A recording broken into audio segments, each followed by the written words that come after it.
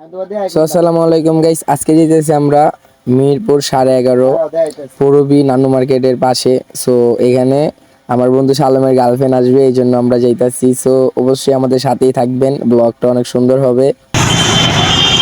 দরকার পড়লে একা করবো, তারপরে কোনো না কুত্তা নিয়ে করবো না।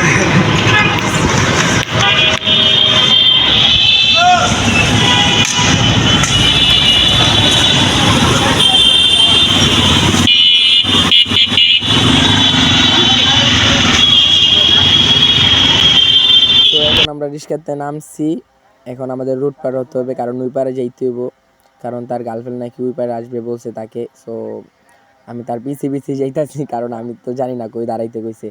সো ওই পারে যাবো আমরা, অবশ্যই সাথে থাকেন। ওকে, আর এত জাম রাস্তায় ভাই, মেন রোড পার হইতেও ভাই অনেক কষ্ট ভাই। আর সো ভাই হাতে ক্যামেরা রাখলে বুঝে নিত না, অনেক রিস্ক হয়ে যায়। সো আমাদের ব্লগের সাথে থাকবেন, লাস্ট পর্যন্ত দেখা যাইবেন ব্লগটা। এই চাপনি মেয়েরা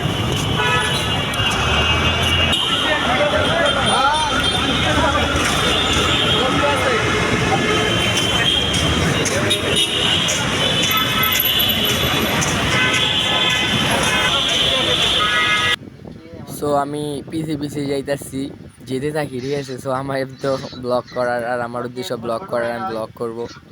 সো ওই জায়গায় দাঁড়াইছে আমি। সো ওই দাঁড়াইছে, দিই কতক্ষণ লাগে আসতে। সো ভাই মেন রোডের পাশে দাঁড়ায় থাকতে ভাই অনেক মানে পুরো ক্লান্ত লাগতেছিল। পরে আমি পানি খেতে কিছু আর বলছি তুই ব্লগটা কর। সো আমি পানি খেয়ে আসছি। সো ভাই কী বলবো, এতক্ষণ ধরে দাঁড়ায় রয়েছি ভাই, 15-20 মিনিট হয়ে গেছে, এখন আসতেছে না। দেখি আর কতক্ষণ দাঁড়ায় থাকা লাগে, ওই জয়া ঘুরতে আসে কখন আসবে। সো অনেকক্ষণ দেরি হয়ে গেছে।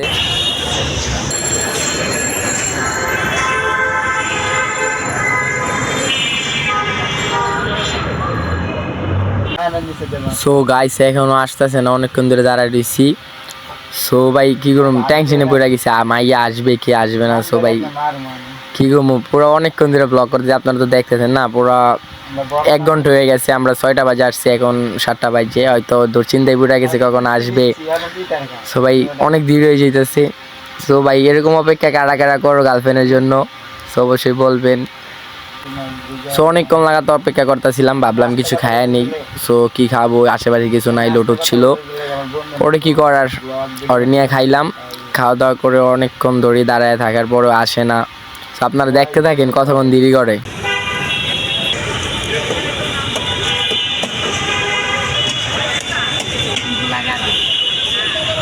তোর এই চিলটা যাইব না, মায়ের আই দাদা একটা ভিডিও হলো রিস্কাটা টান দে না, ব্লকে ম্যাটার পাইব।